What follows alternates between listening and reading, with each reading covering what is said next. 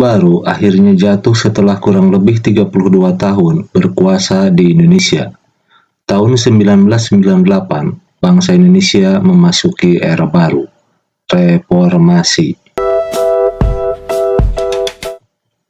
Krisis moneter, politik, hukum, dan kepercayaan. Krisis moneter yang melanda Thailand pada awal Juli 1997 merupakan permulaan peristiwa yang mengguncang nilai tukar mata uang negara-negara di Asia, Malaysia, Filipina, Korea, dan tidak terkecuali negara kita, Indonesia.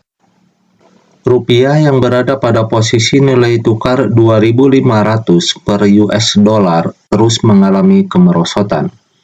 Situasi ini mendorong Presiden Soeharto meminta bantuan dari International Monetary Fund atau IMF. Persetujuan bantuan IMF dilakukan pada Oktober 1997 dengan syarat pemerintah Indonesia harus melakukan pembaruan kebijakan-kebijakan, terutama kebijakan ekonomi. Di antara syarat-syarat tersebut adalah penghentian subsidi dan penutupan 16 bank swasta. Nilai tukar rupiah yang berada di posisi 4.000 per US dollar pada Oktober terus melemah menjadi sekitar 17.000 per US dollar pada bulan Januari 1998. Kondisi ini berdampak pada jatuhnya bursa saham Jakarta, bangkrutnya perusahaan-perusahaan besar di Indonesia, yang menyebabkan terjadinya pemutusan hubungan kerja atau PHK secara besar-besaran. Kondisi ini membuat Presiden Soeharto menerima proposal reformasi IMF pada tanggal 15 Januari 1998 dengan ditandatanganinya Letter of Intent atau nota kesepakatan antara Presiden Soeharto dan Direktur Pelaksana IMF Michel Kamdesius. Pada saat krisis semakin dalam, muncul ketegangan-ketegangan sosial dalam masyarakat. Pada bulan-bulan awal 1998, di sejumlah kota terjadi kerusuhan anti-Cina. Kelompok ini menjadi sasaran kemarahan masyarakat karena mereka mendominasi perekonomian di Indonesia. Krisis ini pun semakin menjalar dalam bentuk gejolak-gejolak non-ekonomi lainnya yang membawa pengaruh terhadap proses perubahan selanjutnya. Hasil pemilu ke-6 yang diselenggarakan pada tanggal 29 Mei 1997, Golkar memperoleh suara 74,5%, PPP 22,4%, dan PDI 3%. Sidang umum MPR yang dilaksanakan pada Maret 1998 menetapkan kembali Soeharto sebagai presiden untuk masa jabatan 5 tahun yang ke-7 kalinya, dengan B.J. Habibie sebagai wakil presiden. Dalam beberapa minggu setelah terpilihnya kembali Soeharto sebagai Presiden Republik Indonesia, kekuatan-kekuatan oposisi yang sejak lama dibatasi muncul ke permukaan. Meningkatnya kecaman terhadap Presiden Soeharto terus meningkat, yang ditandai lahirnya gerakan mahasiswa sejak awal 1998. Gerakan mahasiswa yang mulai mengkristal di kampus-kampus seperti ITB, UI, dan lain-lain semakin meningkat intensitasnya sejak terpilihnya Soeharto. Garis besar tuntutan mahasiswa dalam aksi-aksinya di kampus di berbagai kota yaitu tuntutan penurunan harga sembako, 9 bahan pokok, penghapusan monopoli, kolusi, korupsi dan nepotisme atau KKN, serta suksesi kepemimpinan nasional. Di tengah maraknya aksi protes mahasiswa dan komponen masyarakat lainnya, pada tanggal 4 Mei 1998, pemerintah mengeluarkan kebijakan menaikkan harga BBM dan tarif dasar listrik. Kebijakan yang diambil pemerintah bertentangan dengan tuntutan yang berkembang saat itu, sehingga naiknya harga BBM dan tarif dasar listrik semakin memicu gerakan massa. Karena kebijakan tersebut berdampak pula pada naiknya biaya angkutan dan barang kebutuhan lainnya. Dalam kondisi negara yang sedang mengalami krisis, Presiden Soeharto pada 9 Mei 1998 berangkat ke Kairo, Mesir untuk menghadiri konferensi G15. Di dalam pesawat menjelang keberangkatannya, Presiden Soeharto meminta masyarakat tenang dan memahami kenaikan harga BBM. Selain itu, ia menyerukan kepada lawan-lawan politiknya bahwa pasukan keamanan akan menangani dengan tegas setiap gangguan yang muncul. Meskipun demikian, kerusuhan tetap tidak dapat dipadamkan, dan gelombang protes dari berbagai kalangan komponen masyarakat terus berlangsung. Tuntutan dan agenda reformasi. Reformasi adalah gerakan untuk mengubah bentuk atau perilaku suatu tatanan, karena tatanan tersebut tidak lagi disukai atau tidak sesuai dengan kebutuhan zaman, baik karena tidak efisien maupun tidak bersih dan tidak demokratis. Kemunculan gerakan reformasi dilatar belakangi terjadinya krisis multidimensi yang dihadapi bangsa Indonesia. Gerakan reformasi tahun 1998 mempunyai 6 agenda. 1. Suksesi kepemimpinan nasional. 2. Amandemen UUD 1945. 3. Pemberantasan KKN. 4. Penghapusan dui fungsi ABRI. 5. Penegakan supremasi hukum. Dan 6. Pelaksanaan otonomi daerah. Dan yang menjadi agenda utama gerakan reformasi adalah turunnya Soeharto dari jabatan presiden. Akhir pemerintahan Orde Baru.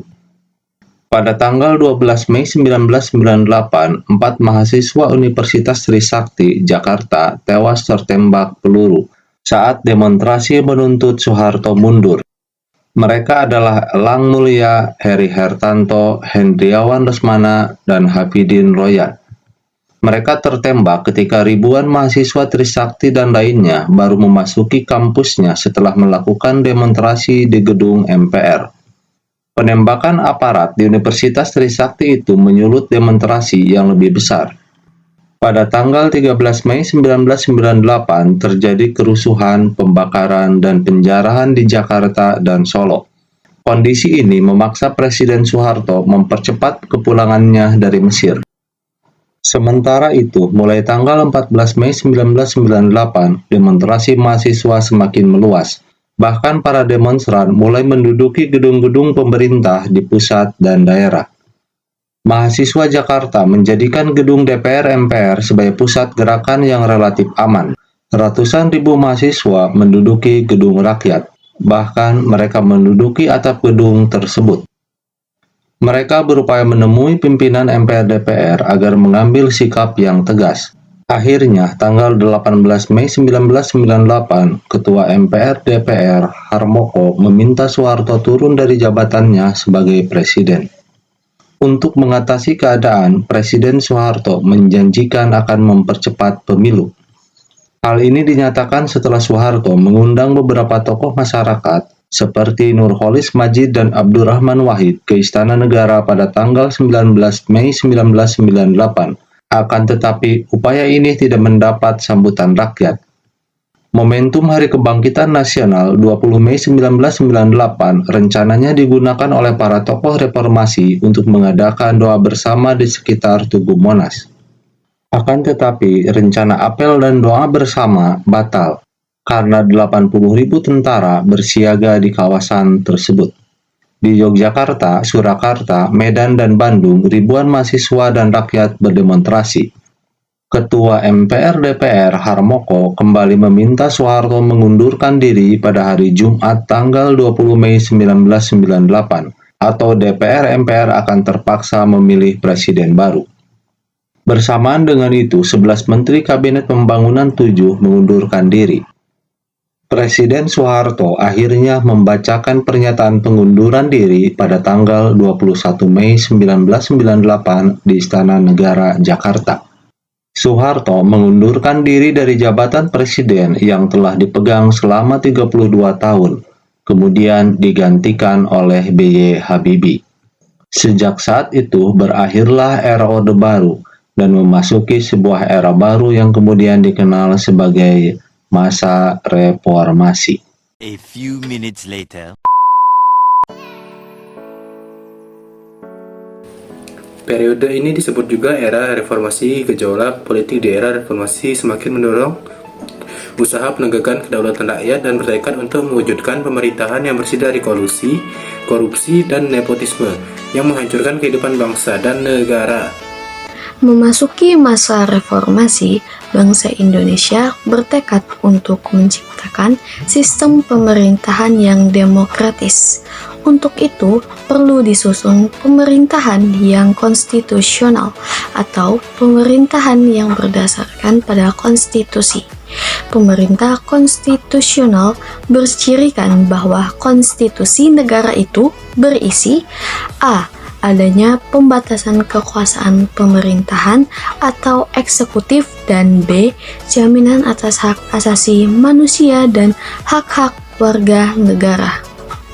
Berdasarkan hal itu, salah satu bentuk reformasi yang dilakukan oleh bangsa Indonesia adalah melakukan perubahan atau amandemen atas Undang-Undang Dasar 1945 dengan mengamandemen Undang-Undang Dasar 1945 menjadi konstitusi yang bersifat konstitusional.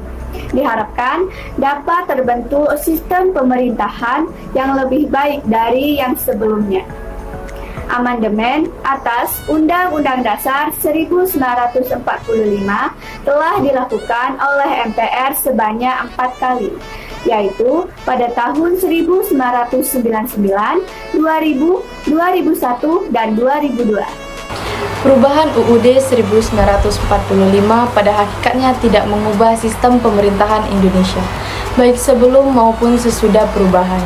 Sistem pemerintahan Indonesia tetap presidensil, tetapi perubahan tersebut telah mengubah peran dan hubungan Presiden dan DPR.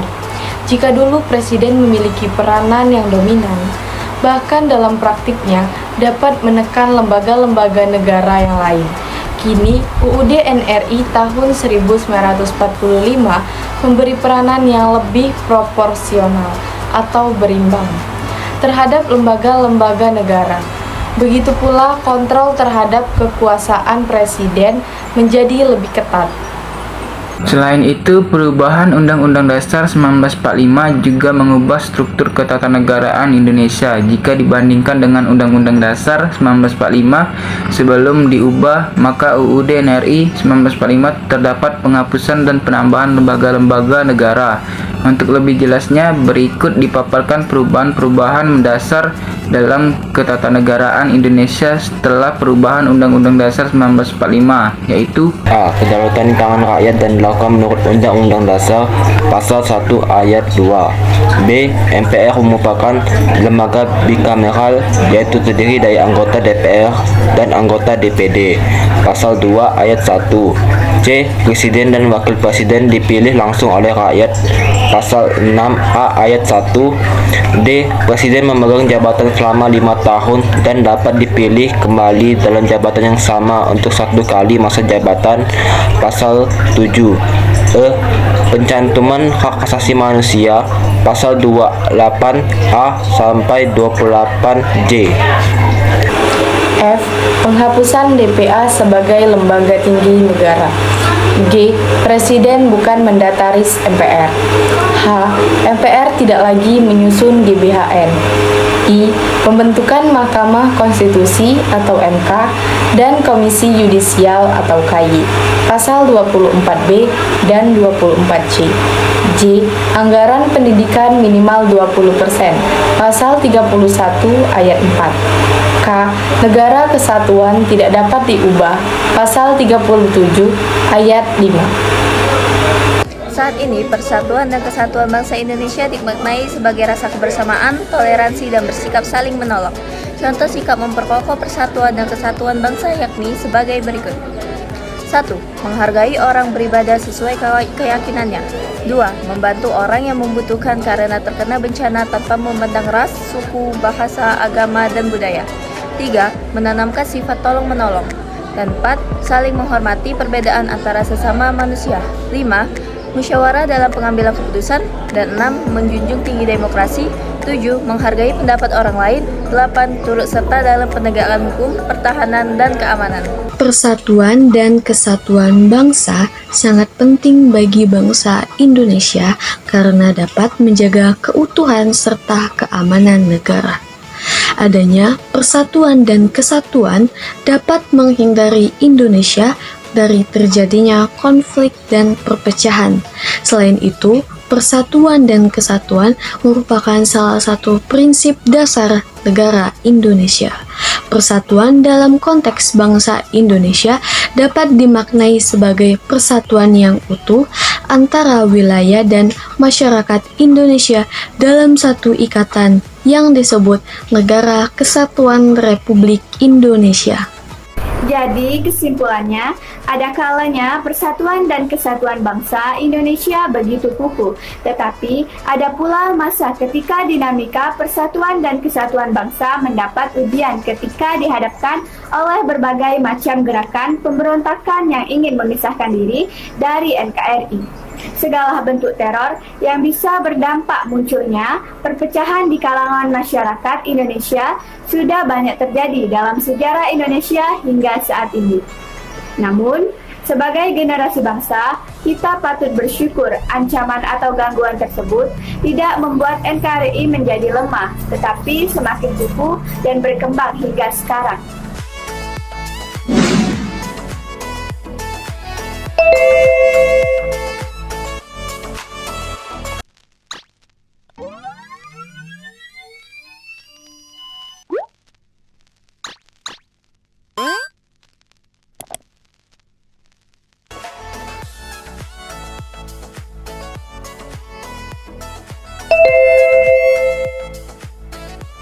Mari kita lihat jawabannya. Eventually,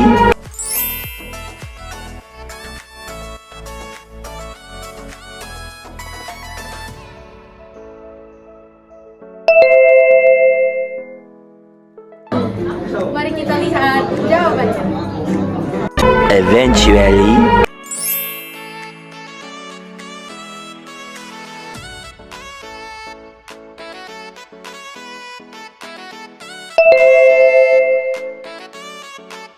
Mari kita lihat jawabannya.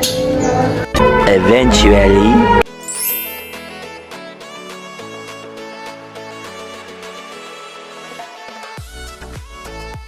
Demikian video penjelasan dari kelompok 5. Terima kasih sudah menonton.